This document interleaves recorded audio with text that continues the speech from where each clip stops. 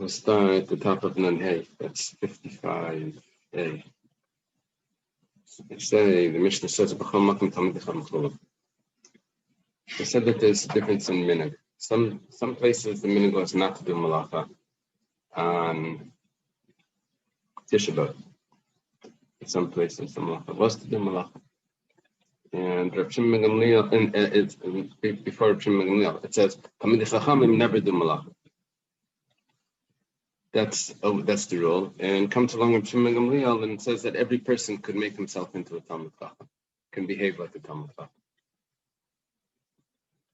Yeah, they would tell us in yeshiva that the clothing needs to be clean because the Talmid Chacham, the Gemara Bracha says, needs to have clean clothes, can't have any stains on his clothes. So we would always say that, but we're not a Talmid Chacham. So they didn't like that excuse. So yes, you're considered, you have to make believe you are. So here we're saying that the person can make believe he's a Talmid Chacham, not to work on Tisha B'Av. That's Reb Shimon ben Gamliel's opinion. The Gemara asks, "L'meimra de Reb Shimon ben Gamliel savar lechashinan liyura, the Rabbanan savar chashinan liyura." What are you saying? Saying that the Rabbanan hold that only a real Talmid Chacham is allowed to not to work. Reb Shimon ben Gamliel says that anyone can make believe.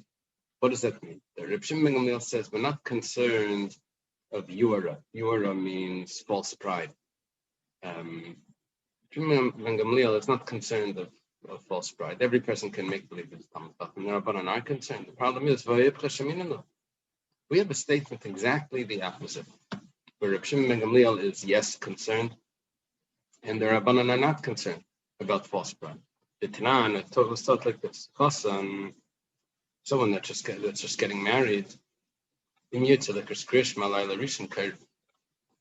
he wants to recite the Shema the first night, even though he probably can't concentrate on reciting the Shema because his mind is on his wedding, didn't consummate the marriage yet.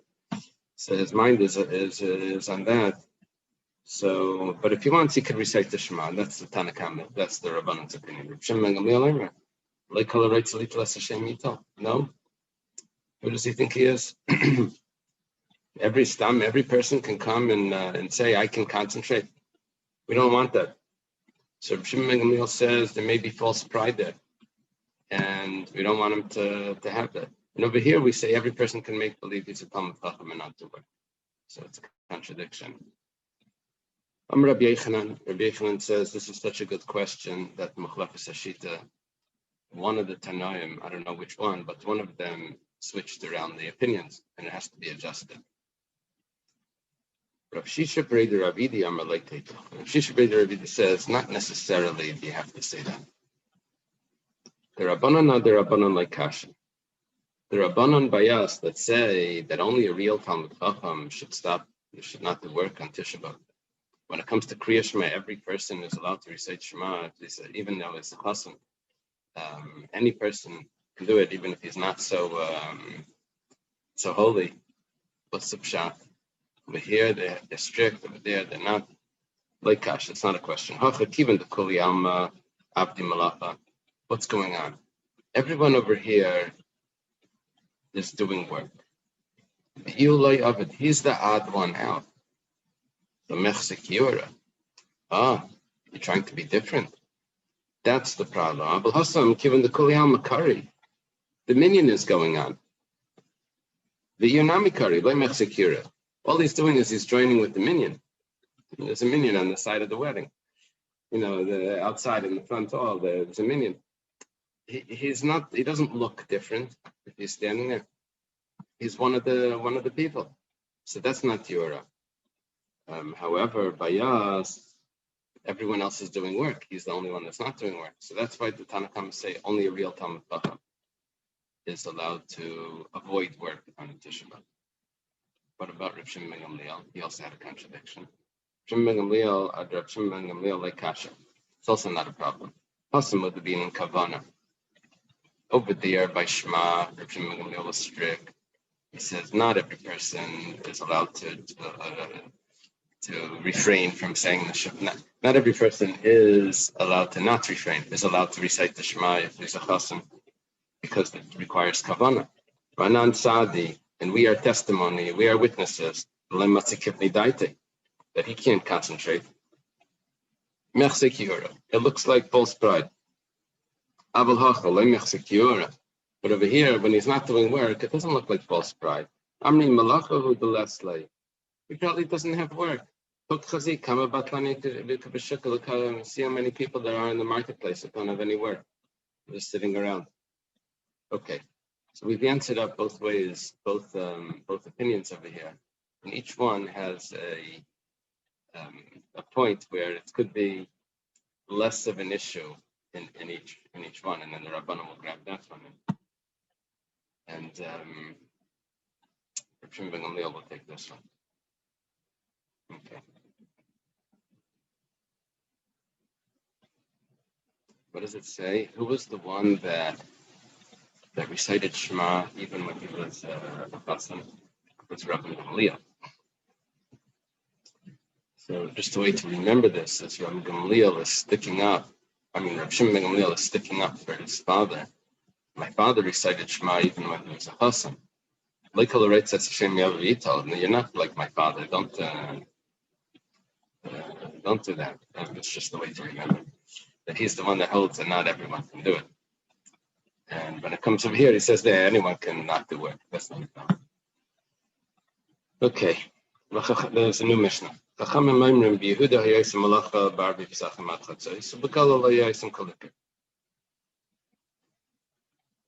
say that in the territory of Yehuda, so they would do malacha on Erev Pesach until Chatzos. In the Galil, they didn't do malacha at all. After Chatzos, for sure not, but even before Chatzos. Halayla, what about the night? We're talking about the night of B'dikas Chametz. You're allowed to do malacha that night. So, I guess if the minhag is to do malacha in the morning, then for sure you can do it at night. It's not a shaila. Shaila is in the places where the minhag is not to do malacha in the morning. Does it start at night? That's what that's what it's discussing. Bishama Yisrim Bisil Matirim Adonitzacham. Bishama says that it's awesome. Bisil says no. This whole discussion only begins with daybreak, with sunrise. The Gemara says, "Mikaratanim and Hagel Seftani Surah." There's a problem here in the Mishnah. The Mishnah starts off saying that there's a minhag. There's no minhag. Makim Shinago.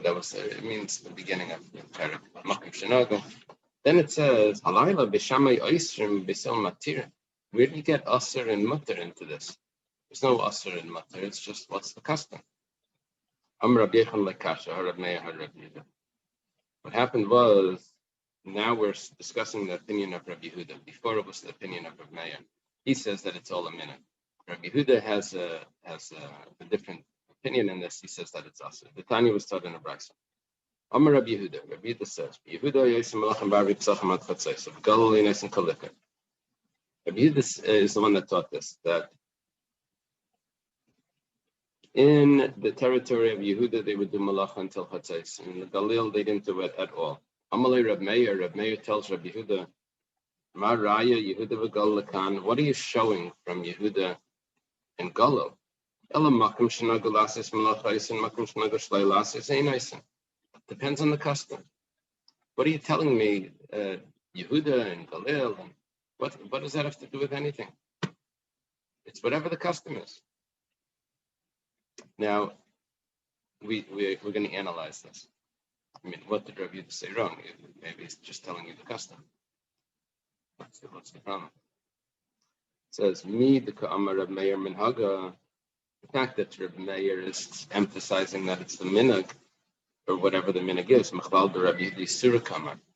Rabbi Yehuda must have been saying that it's actually Asa. Which means that Rabbi Yehuda was saying that it's a machlekes in Yehuda versus Galil, if it's mutter or asa. That's what come out. That means that when the Galil says that it's asa, they mean that it's mamash asa. And Rabbi Meir is saying no, it's just a custom. The Gemara asks now, the Savar Rabbi Yehuda arba asa mutter basiyas malacha. Rabbi Yehuda really holds that in the places that it's usher, it's really usher.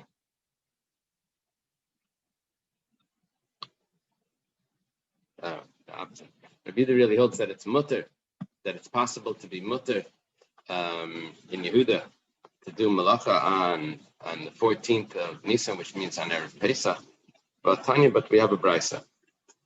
Now this brisa, it's an interesting proof. Let's see what this proof is. It says Rabbi Yehuda Aimer. Rabbi Yehuda says, "Haminakish b'shleisha asa." Someone is weeding his field, his grain, between the grains. The nekra and one of the stalks come out of the ground. While he's pulling out the things, one of the stalks of grain come out. When is he doing this? He's doing this b'shleisha asa. He's on the 13th of Nisan. So shleisla b'makam atit vein shleisla b'makam agrid. You can put it back in a wet area, but don't put it back in a dry area. Now, the idea over here is like this. The old grain is about to become permissible on the 16th of Nisan. When the Omer is brought, you'll be allowed that old grain. All the grain that's grown, taken root, by the 16th of Nisan is going to be permitted for this coming year. Anything that hasn't yet taken root, maybe you put it in the ground already, but hasn't taken root, that you're going to have to wait for next Pesach, the 16th of Nisan, for it to become mutter. That's going to be considered still chadash for another year. I have one stalk. It came out of the ground. I put it back in on the 13th. So on the 16th, it's going to be taken root and it's going to become mutter. But I have to make sure that I put it in an area where it's moist, because that's going to be considered that it took root. If I put it in an area that it's dry, then for it to take root, it's going to be longer. It's going to have to, for it to start to grow a little bit. So now the Gemara is medayik. Why was Rabbi Yehuda's example on the 13th? He could have said on the 14th also. The fact that he says the 13th is because the 14th is anyways Aser. He holds that it's Aser Basiyas Malacha. That's a raya. Where says Michti. 1 second. Shamin and Leila Rabbi Yehuda, we understand from Rabbi Yehuda Damar Kala Kavashen Akiletes L'Shleisha Yamim Shavin Akiletes. When it comes to grafting, it takes 3 days for the graft to hold. So, if it would be possible to do work on the 14th, if it's actually mutter, and that's the way we were suggesting that it's mutter in Yehuda. So lamali shleisha asar v'ikar beisar v'chamesar v'mitzah shitzar. Why does he have to say that it was on the 13th? He could have said that it was on the 14th, because it's mutter to do work on the 14th. And I have the remaining of the 14th, which is considered 1 day, mixasi and kukule. Partial day is considered a day. I have the 15th, and I have the 16th. Oh, partial, 16th until the Omer is brought. 14th, 15th, 16th. It's 3 days, it should work. Rava answers this question, a very simple teretz. The Galil Shana. This was taught in the Galil. We're over there, you're not allowed to do work on the 14th, so it said the 13th. Easy. 1 second, the Gemara says. What about at night? He could have done work on the night of the 14th, which is the night after the 13th, or Larbasa. And you'd still have 3 days. Why does he have to say it's the 13th before dark? It could have been the night in Beis Hillel, but according to Beis Hillel, the night is not included, and it would be perfectly fine. Amar Rav Sheshas could be Shammai. Okay, you're really pushing it over here, saying that you're this following Beis Shammai, that the night is Asa. Rav Rashi says no. You don't have to say that. He really is going like Beis Hillel. He said the 13th because people don't do weeding at night. It's not just a normal scenario. Ravina says you don't have to say it's in the Galil. You could say it's in Yehuda where really it's mutter to do work on the 14th. Why did he say the 13th? when it comes to taking root, we said that you need 3 days. How do you get 3 days? You have the rest of the 14th, because you did it on the 14th. You have the full 15th, and you have the beginning of the 16th. We said that's considered 3 days. So Ravina says, no, you can say Miktasim Kakule only once. You get one Miktasim Kakule card. You can't do it twice. Once you're doing it twice, then you really only have one full day, plus with one Miktasim Kakule full day. But then to do it again, you're really left with if you need 3 days and 2 Miktasim Kakulis, you're really left with just one full day and an hour here and an hour there. That doesn't work. Okay. It would have been easier if you would have answered that I need 3 days Mace Lakes. That would have been an easier answer to understand. I would say that I need 72 hours to take root.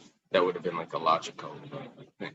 Taking root, a plant to take root takes 72 hours. And we don't say Mitzvah Kagule at all. Now we're saying that I say I need 49 hours. I can use one Mitzvah Kagule instead of 48 hours. 49. That's what he's saying. All right. Okay, now we have another Mishnah. We're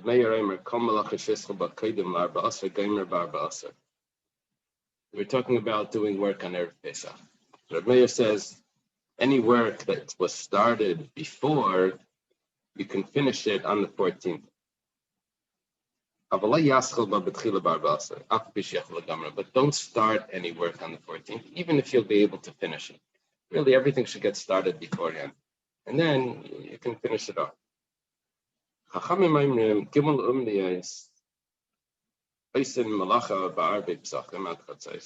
There are 3 craftsmen that are allowed to do work on Erev Pesach until Chatzos. And they are Chayatim, are the tailors, Saparim are the barbers, and then the launderers.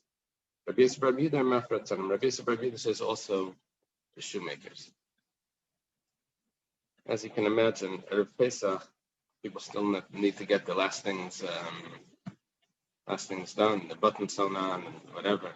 Something needs to get hemmed, someone needs a haircut, something needs to be brought to the cleaners. That works in the morning before Chatzos. They can still stay open, even if you didn't give it to them before on the 13th, and they were just finished. Okay. Iboilo. You probably can imagine this question was coming. The Reb Meir says that the work needs to be started before, and then it could be finished on the 14th. Was Reb Meir referring to things that are necessary for Yom Tov? But if it's not necessary for Yom Tov, you can't even complete it either. I made a suggestion. The Meir says that you can finish work on the 14th. Is he talking about work because you needed a tablecloth, you needed the suit, the shoes, whatever, for something for Yom Tov? Or is it talking about a lawnmower that you needed to fix that has nothing to do with Yom Tov? But you started before, you can finish it now. So the first suggestion is that if it's not l'tzerich mayed, even if you started fixing it before, you can't fix it now. Or maybe it's exactly the opposite. The lawnmower or whatever, something that has nothing to do with Yom Tov. So that I'm not allowed to start it on Yudalad. But if I start it before, I can finish it. But something that I need mamish for right now, the tablecloth, the whatever, something like that. So I'm even allowed to start it on the 14th, the polar opposite. But we're totally lenient. Anything with Tzarech HaMayit can start on the 14th. What was Reb Meir said it needs to be started before? Yeah, that's things that have nothing to do with Yom Tov. Or maybe we can go somewhere in the middle over here. We can say Bein L'Tzarech HaMayit Bein Shalei L'Tzarech Migmar Ena Skolei Lai. Doesn't matter. It's L'Tzarech HaMayit. Everything. If it started before, yes. If it was If it wasn't started yet, then the answer is no. There's three options to this, what we're talking about. Kashma, come and listen.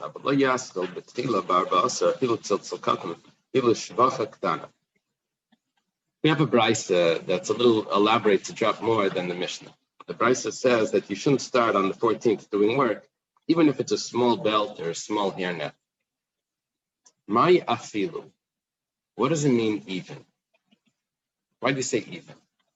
Afilu. Even if it's, you still can't start it. Lav afilu hani dil tzerech hamayed mikmar inas kuliloi. When you said afilu, even, you probably meant to say that even though you needed it for Yom Tov, you're still not allowed to start it. Michlal, but that would tell me that if you're not allowed to start things that are necessary for Yom Tov, you have to only finish things that are necessary for Yom Tov. They needed to be started before things that are necessary. Michlal, if it's totally not necessary, you're not even allowed to finish it. Option number one in the question. We're totally strict. You're only allowed to finish things that are necessary for Yom Tov. Things that are not necessary for Yom Tov, you're not even allowed to finish. The Gemara says, like, that's not necessarily the pshat. Really, even if it's not l'tzarech, you're allowed to finish it. Maya filu. So why do you say even a small belt, even a hairnet? Which we thought that meant that it was necessary for Yom Tov. Even these which are small, and I could have thought that when I started, I'm already finished, because I can finish it all like very quickly. So maybe I can start it also. This is not considered starting work. This is considered finishing work, because the work is so small. It's just a small belt, a small hairnet. Kamashman that I'm not allowed to do that. Now, what we just did was we switched the afilu. We thought the afilu was even things that are necessary for Yom Tov, you're not allowed to start on the 14th. We say no. Even something that's very small, I'm not allowed to start on the 14th. But we don't know anything about if it's necessary for Yom Tov or not necessary for Yom Tov. That wasn't the afilu that we were talking about. We don't have an answer yet. Tashema. Come and listen. Reb Meir Reimer, Kol malacha shel tzarech hamayed. Reb Meir says any malacha that's necessary for the Yom Tov, goimra ba'arba asar. On top of Nunheim at base. You finish it on the 14th. Eimasai. When do we say this? There's manche hischol ba'kedem arba asar. That's only if it was started beforehand. Avalei hischol ba'kedem arba asar, but if it wasn't started beforehand. Lo yaschol ba'arba asar. Don't start it on the 14th. I feel shvach. Even if it's a small belt, even if it's a small hairnet. This is very clear. It's very clear. The only thing that I was allowed to complete was something that was l'tzarech hamayid. Very clear. What would that tell me? That something that's shalei l'tzarech hamayid, I'm not even allowed to complete it. Never. When it says, "Hu adin dafilu shalei l'tzarech nami gamrinan." Maybe we could say like this, that even things that are shalei l'tzarech you can also allow to complete. V'hakamash malan. The chiddush of this brisa was dafilu l'tzarech hamayid migmarin aschulilai. We were emphasizing something else. We were emphasizing that you're not allowed to start anything on the 14th, even if it's l'tzarech hamayid. And I'm only allowed to finish. But that doesn't tell me if it's shalei l'tzarech hamayid. Maybe shalei l'tzarech hamayid, I'm also allowed to finish. That we didn't say. So it could be option number 3 is still there. Option number 3 was that whether it's l'tzarech, whether it's shalei l'tzarech, I'm allowed to complete on the 14th. Okay, Toshima, come and listen. Reb Meir says, "Kol malacha shel tzarech hamayid goimra ba'arba asar." Any malacha that's l'tzarech hamayid, I can complete it on the 14th. V'shein l'tzarech hamayid, but if it's not necessary,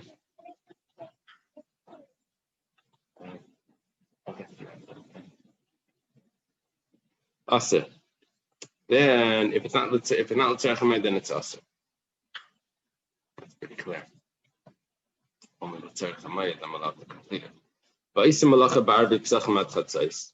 You're allowed to do work on Erev Pesach until chatzos, b'makom shenagu, in a place where that's the custom.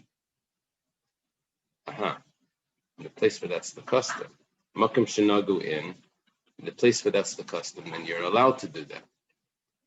Loi nagu, if it's not the custom, even if you're completing work, then you're not allowed to. Only if that's the custom.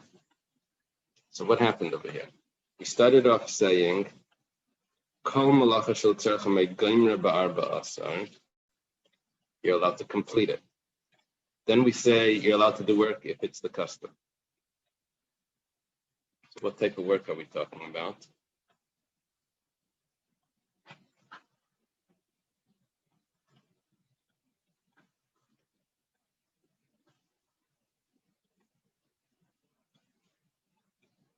Kol malacha shel tzarcha me'goimra ba'arba asar.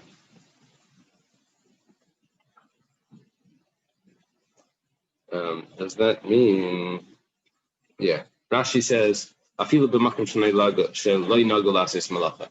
even if the custom wasn't to do work, you're still allowed to complete work. So what's going to be in a place where you are allowed to do work?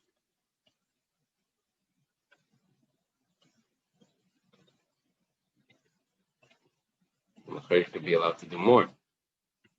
But then it says, you're only allowed to do it in a place that the minhag is. The Gemara says, Shema mina, it must be that you're only allowed to do work, and that's in a case,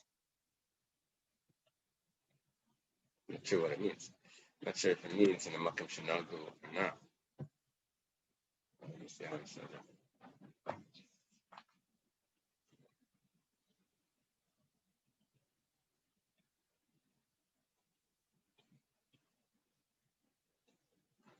Yeah, you're allowed to complete even in a place for loy nagulasis malacha, even if it's not the custom.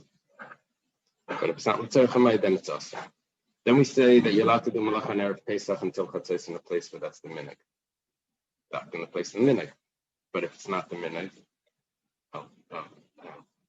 it's not the minhag, then you're not even allowed to complete.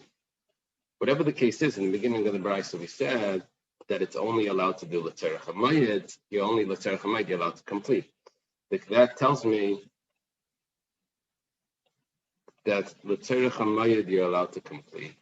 Shalei l'tzarech you're not allowed to complete. That's what we're proving. We're proving that you can't do, if it's something that's not necessary for the Yom Tov, then you can't do that on, you can't even complete it on Arba Asar, even if it was started before.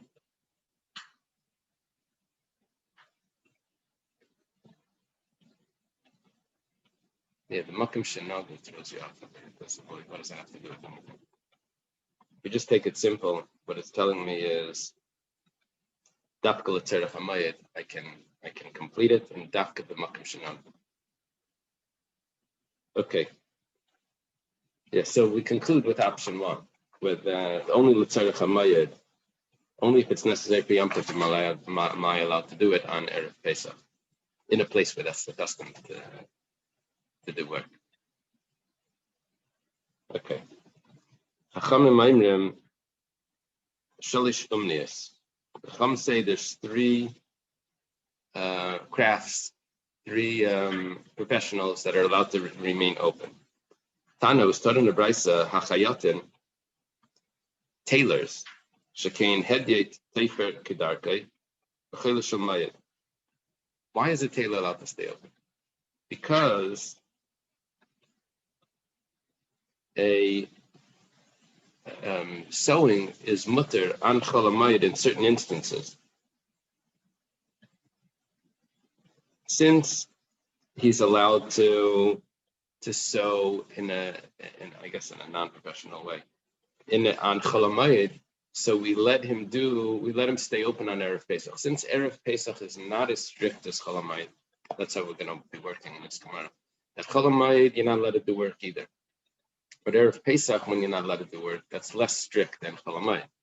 So if on cholamayid he's allowed to do some sort of sewing, then on Erev Pesach we let him stay open. Hasaparim v'akavsim, What about a barber and launderer? They're allowed to, they have also a certain heter on Chol Hamoed. What is that heter? There is an instance where someone is allowed to get a haircut on Chol Hamoed. That's if he was just let out of prison or he came from a journey. He's allowed to get his haircut on Chol Hamoed. He didn't have an option. On Chol Hamoed, we don't allow you to do work because we want you to prepare for Yom Tov and not push everything off. I'll do everything on Chol Hamoed when I'm home anyway. So we say, oh, you're not allowed to get your haircut on Chol Hamoed, you're not allowed to do laundry on Chol Hamoed. Else, the whole Chol Hamoed will be like a big laundry week. So we say no laundry on Chol Hamoed. You do everything before. But if someone really didn't have that option because they came from a faraway place and they didn't have that option, so then they're allowed to do it on Chol Hamoed. If that's the case, Erev Pesach, which is more lenient than Chol Hamoed, then we allow them to stay open l'chatchila. Also a cobbler, shoemaker. It says someone that came to the base of English was walking, so he's allowed to get his shoes fixed on Chol Hamoed. If that's the case, then on Erev Pesach they're allowed to stay open. Now, why is it only Rabbi Yossi Rabbi Yehuda that holds this? That's the svara that everyone was using. If it's mutter on Chol Hamoed, it should be mutter on Erev Pesach. So, but my commitment, what's the machlekes Rabbi Yossi Rabbi Yehuda and the Tanakama regarding the cobbler? It says, Mar Savar Lamed in Tchilas Malcha L'Seif Malacha, Mar Savar Ein Lamed in Tchilas Malcha L'Seif Malacha. By the Chol Hamoed, it says what it says about a cobbler, the shoemaker. He's allowed to stay open to fix worn-out shoes, not to make new shoes. What you're saying, Rabbi Yossi Rabbi Yehuda, is that he can open up on Erev Pesach to make brand new shoes. That's not fixing old shoes. But you say the Chatchili is allowed to stay open. This is like these are the exemptions of the rule of what you're allowed to do on Erev Pesach. These are 3 exemptions. So, but that's not exactly the case that you allowed on Chol Hamoed, that you should learn from that. On Chol Hamoed, you just learn that you're allowed to fix. Okay. We now have a Mishnah. It says, Meshivan Sheifchen L'Tanagelim B'Yud Daled. There's different pshat in what this means. One pshat is that you're allowed to put the rooster, or the hen, I guess, on top of the eggs, so that it should develop into a chicken. In other words, somehow the egg got away, the rooster or the hen got away. You're allowed to bring it back and let it sit on top of it. You can bring that back. Now, is it 2 cases or 1 case? Rashi says Meshivan Sheifchen means for doves, for a yaina, and then B'Tarnagelim is the same thing for Tarnagelim. You're allowed to put it on top of the eggs to warm it, so it should develop into a chicken. B'Tarnagela shebarcha, and let's say one of them ran away.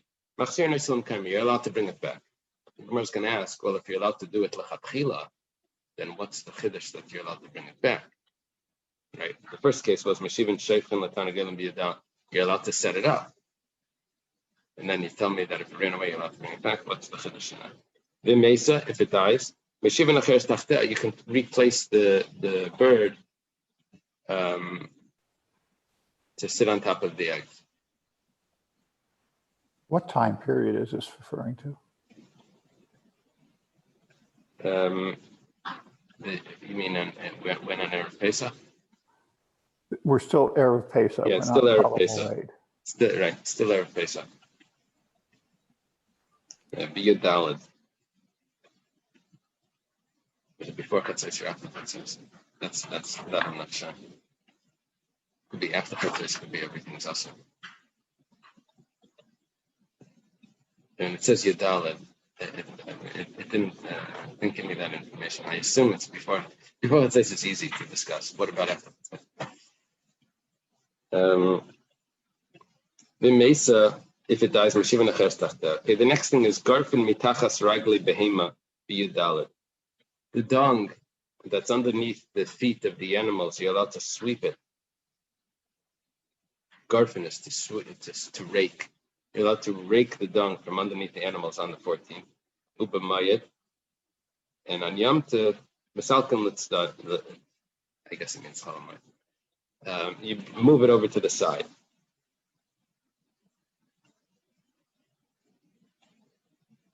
The Garfin means you're allowed to rake it out.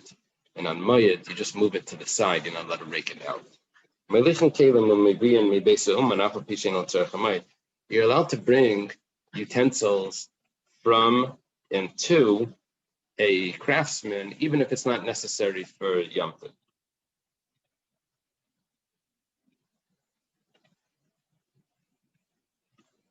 This is also on Yadalit. That's what it seems. Okay, let's see. The Gemara says, you said you're allowed to set up the chicken to sit on top of the eggs, and then you tell me that if it runs away, you're allowed to bring it back. You have to tell me that. If you're allowed to set it up l'chatchila the first time, of course you can bring it. What's the? I'm starting over. Right? If I'm allowed to do it the first, so what do you tell me I have to do it? I can always claim I'm starting over. I'm doing it the first. I'm doing it initially. So the Gemara says, no, there's a chiddush here. You're allowed to bring it back. That's not only on Yadalit, that's on Chalamayit. If it runs away, you're allowed to bring it back to put it up, to put it on top of the eggs, even on Chalamayit. But which on Chalamayit, you're not allowed to set it up l'chatila. That's the chiddush. Amar Rav Huna says, Leishano tesh shleish lamerda dika dakati leparach tzimra minei. Rav Huna says like this. The chicken that's sitting on the eggs has a higher temperature than a regular chicken. Something that in some hormonal things that are changes that it gets warmer, so it should be able to warm the eggs. It's warm. The temperature is warmer. Now that warmth is going to last for 3 days. Once 3 days passes and you put the chicken back on the eggs, it's not going to develop the eggs in any way because the warmth is already gone. So he starts off saying, you can only return it if it's within 3 days of its rebellion, that's what it calls it, when it runs away from the eggs. Tzimra means a fever. Because the fever is still there. It's not a sickness fever, but it's still a higher temperature. And it also is only possible, it can also only be after the egg is already ruined from being eaten because it was sitting on it for 3 days. So the chicken sat on the egg for 3 days. It runs away for under 3 days. You're allowed to bring it back. If it was never sitting on the egg for 3 days and it ran away for under 3 days, then we'll say, well, this egg didn't need to be a chicken anyway. You could eat it. And if it wasn't sitting on it for 3 days, it could still be eaten. But once it's sitting on it for 3 days, then it's spoiled from being eaten, and now it's already developing to be a chicken. So then you can't. I've lost that option of eating it. So because you lost the option of eating it, and you can still get the benefits of it becoming a chicken, so then you can bring it back. That's Rav Huna's din. It's like pretty strict about this.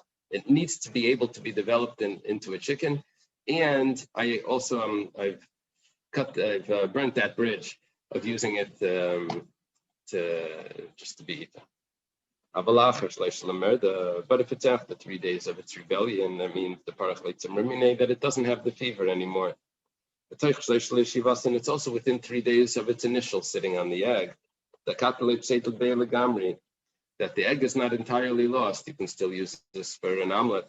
Then you can't bring the chicken back. It's considered work that's usher on Yom Tov or on Cholamayit. It's usher on Cholamayit. As the Mishnah started off, we're still continuing the Cholamayit answer.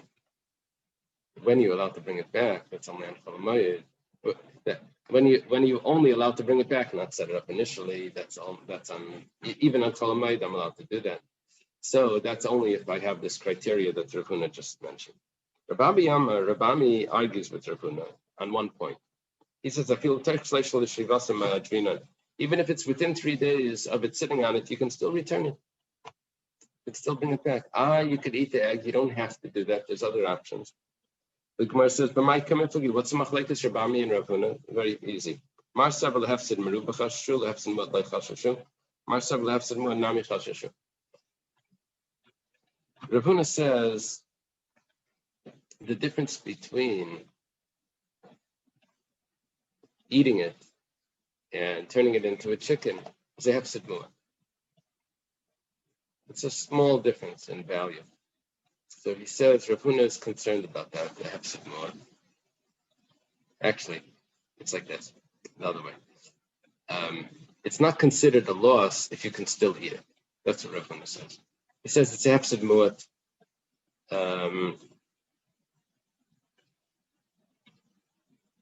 If you can still eat it. And so therefore, the hefsid mu'at, loy chashashu, is Rav Huna's opinion. And if you could still eat it, then go eat it. Don't bring it back. Rav Ami says that no, the difference between eating it and setting it up, that's a hefsid mu'at, which is considered, according to Rav Ami, a bigger issue. And I didn't want to eat it. I wanted it to be to turn into a chicken. I know I still have some value here that I could eat it, but that's a hefsid mu'at. I could have gotten more from it. I could have turned it into a chicken. So Rav Ami is cheshish for hefsid mu'at on Chol Hamoed. Yeah. In general, on Chol Hamoed, you're allowed to do work if it's a makom hefsid. There's a loss. You're allowed to do work. What's considered a loss? This comes out the machlekes Rav Huna and Rav Ami if it's a loss is a hefsid mu'at. It's considered a loss, or it has to be more than that. Garfin mitachas, you're allowed to rake out the dung from under the feet of the animal. Taner Rabbanan. Start in a brisa. This is a Tosefta. It says hazevel shebachatzer misalkanes litzdadim. The dung that's in the courtyard, you bring it to the side, you rake it to the side, but you don't take it out to the garbage heap. V'sheberefes, if it's in the stall, or v'shebachatzer and it's in the courtyard. But you take it out to the garbage heap. Gemara says, 1 second. You just repeated that with a different halacha. He said, Hagu Fakasha, this is self-contradictory. Amrit Zebel Shebachatzer, when you started reading this, you said the manure, the dung that's in the courtyard, you have to take it to the side, and then you said, Vahadatani Sheberefes, if it's in the stall. This Shebachatzer, and if it's in the courtyard, you can take it to the garbage. But you just said the courtyard, you can't take it to the garbage. Now you're saying the courtyard, you can take it to the garbage. The question is how much work you can do to take it out. Rabaya says, there's no problem over here. Like Kasha, can be Yudal, can be Chel Shamayim. The brisa, if it's on the 14th, then you're allowed to take it out to the garbage. If it's on Chol Hamoed, then you just rake it to the side. The work is prohibited on Chol Hamoed more strict than on Yudal. Rava says, everything is talking about Chol Hamoed. And you have to reread the brisa. If your courtyard is turning into a stable, to a stall, an animal pen, then that's when you can take it out. It wasn't shebachatzer v'sheberefes. It's if your chatzer is kirefes, then you can take it out. Okay, depends how dirty it is.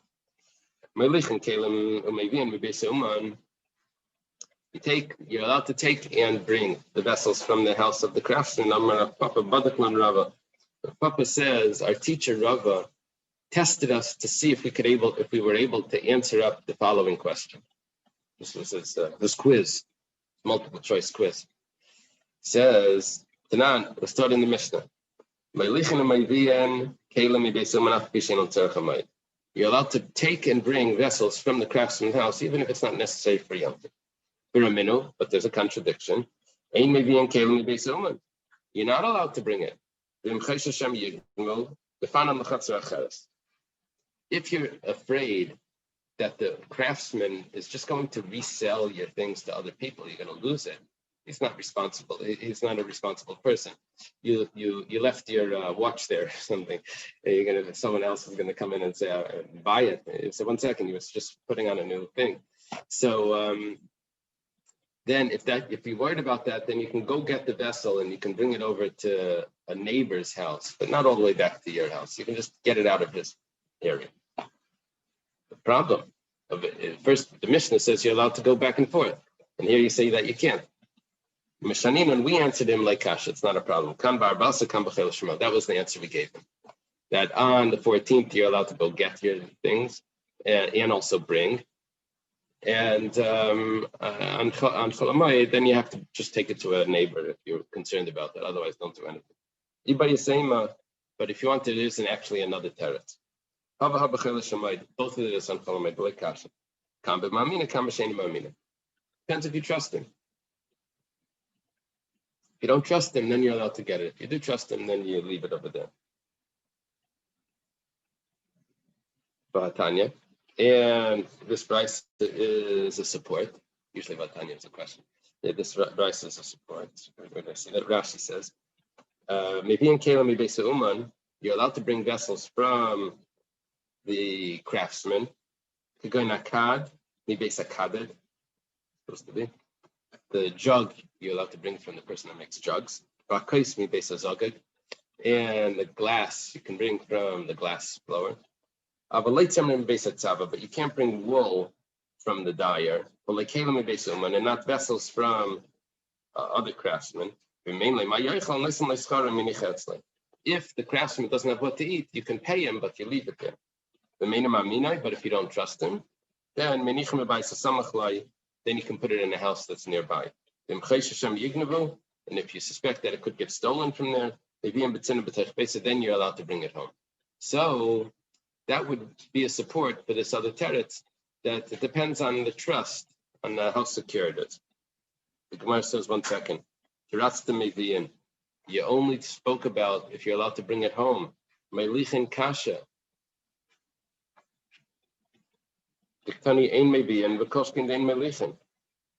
What about our Mishnah says, you're allowed to bring it to him. And you're answering me if you're worried about it's going to get stolen. That's only taking it home. If there's a concern about taking it home, sometimes yes, sometimes no, you for sure can't bring it to him. And our Mishnah says, you're allowed to bring it. You didn't answer the question. At least half the question wasn't answered. So the Gemara then says, it must be your first pshat is better. First pshat was, on the 14th, you're allowed to bring and take home. And on Cholamoid, you're not allowed to bring and take home unless there's a situation. Okay.